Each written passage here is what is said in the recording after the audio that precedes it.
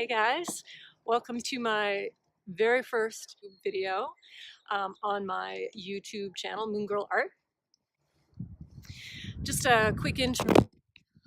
Whoops, sorry. It's so windy out here. Just a quick intro.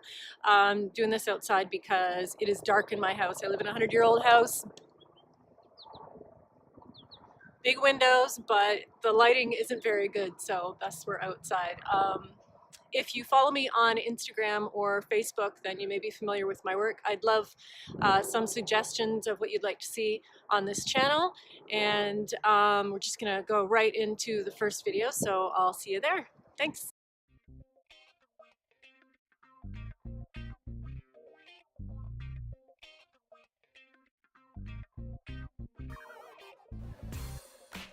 So generally when I do moons, especially when I'm practicing, I don't grab a compass, not a compass, a compass?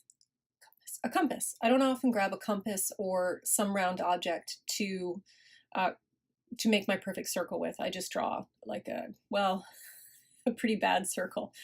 But a moon doesn't always have to be perfect. It can be however you want it to be.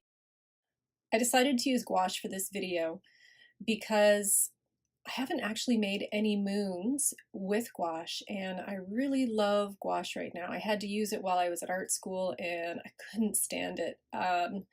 We didn't really learn how to use it much. It was just for a project making a color wheel. And I really hadn't used it a lot since then, so I wanted to give it another try. I love the fact that it's, well, essentially gouache is watercolor that's more opaque, and when it dries matte. I love the matte surface that you get using it, and that you can treat it like watercolor, but you can also make it really opaque so it looks more like acrylic paint, but you don't get that sticky plastickiness that you get from acrylic when it's dry. Anyways, back to the moons. Yeah, so I just did some pencil circles of a moon-ish kind of shape. And what I've done here right now is I'm just treating it like watercolor. So I've made a pretty wet surface for it to go onto, and then I'm dropping some color into it. I thought I would just go with the lighter blue that I have from the Reeves set that I'm using. So I have two favorite moon phases, full moon and crescent moon. So I'm just going to start yet again with more of a watercolor technique where the paint is pretty thin, and I've added some green to the top edges, and then it's kind of like a graduated color between the two. So I add the blue just below the green, and then they blend together. And then while it's still wet at the bottom there, you can see I'm adding little bits of green, and then I go back to the top again, to the top full moons again, well, dark moon and full moon phases, and once they are dry, I'm adding another layer of paint to them. But this time what I'm doing is I'm adding some bit of white gouache to it, just to give it kind of those little bits where when you look at the moon you can really see those lines in the moon, that they just really glow. I don't know what they're called, but they're pretty.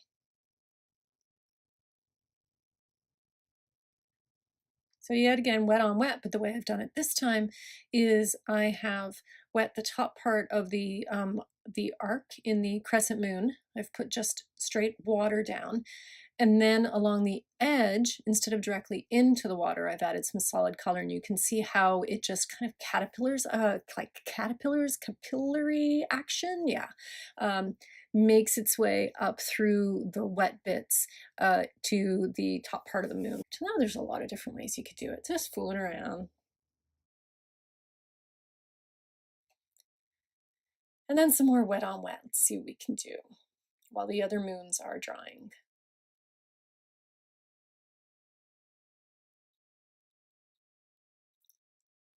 I don't know about you guys, but just, you know, relaxing, painting some moons, feels good. Pull a red in there, because, you know, everybody loves a red moon, right? One of those blood moons. So it's a bit of a blood moon. Now this other thing that you can do, I went back in with a wet brush and I added more water over top of the color I'd already put in. And what happens is like when you put a drop of like food coloring into water and you drop it in and it spreads out. Well, that's what happens when you add the wet drop of water on top of wet paint, is it spreads out through it. So what it does is it lightens it up. It gives us this really neat effect.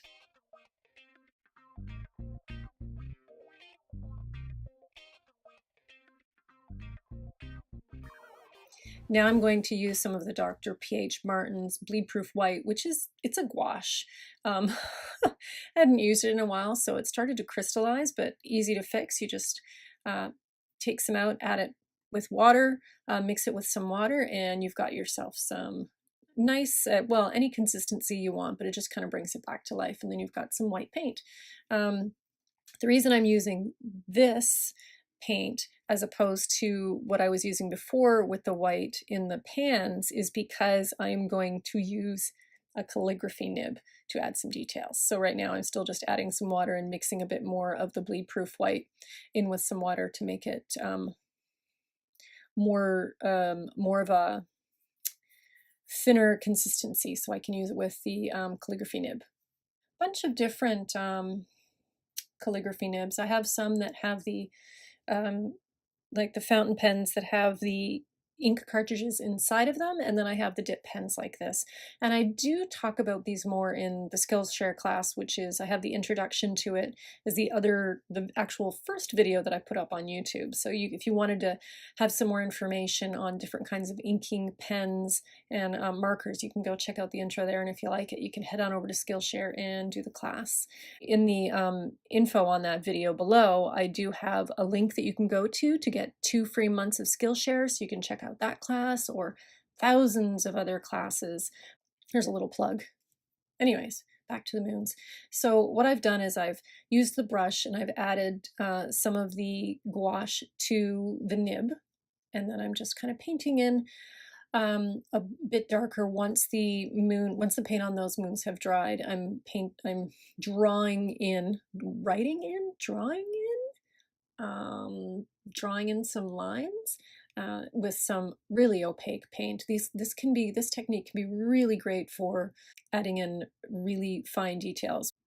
Now I could have always thinned out more of the bleed proof white, and so that I could dip the whole nib in, but I don't think I'm really going to use a lot. So, and you can see I can dip it in there, but I don't get as much on it. So if you think you're going to be using a lot, just, thin out a bit more, and then you can dip the nib in and you won't have to go back and keep rewetting it as often.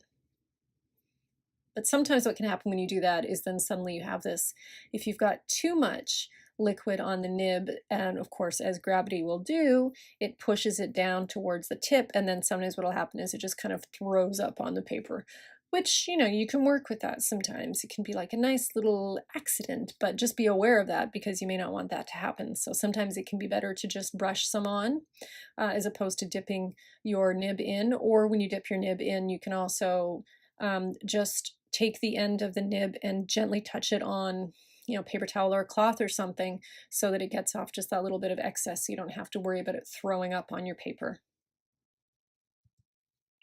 There are lots of different inks out there that you can use for highlights for different colors.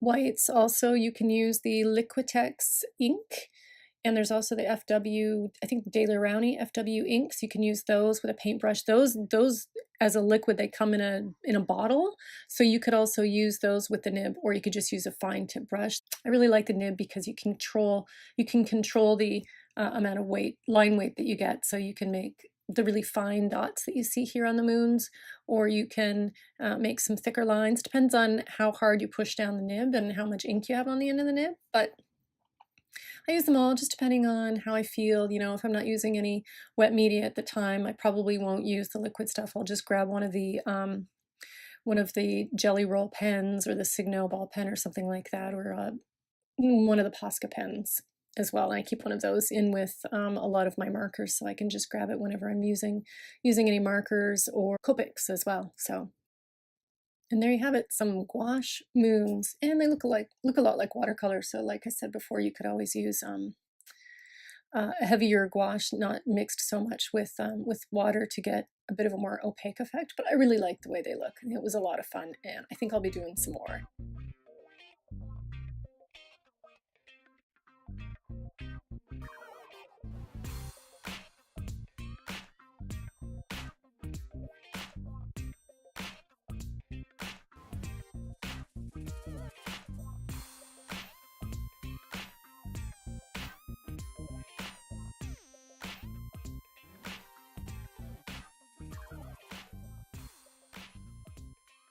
Thanks for hanging out with me for this first YouTube video. If you liked what you saw, give me a thumbs up. Any comments, anything that you'd like to see for videos, I would appreciate it, as I'm trying to figure out what kind of content I should add to the channel.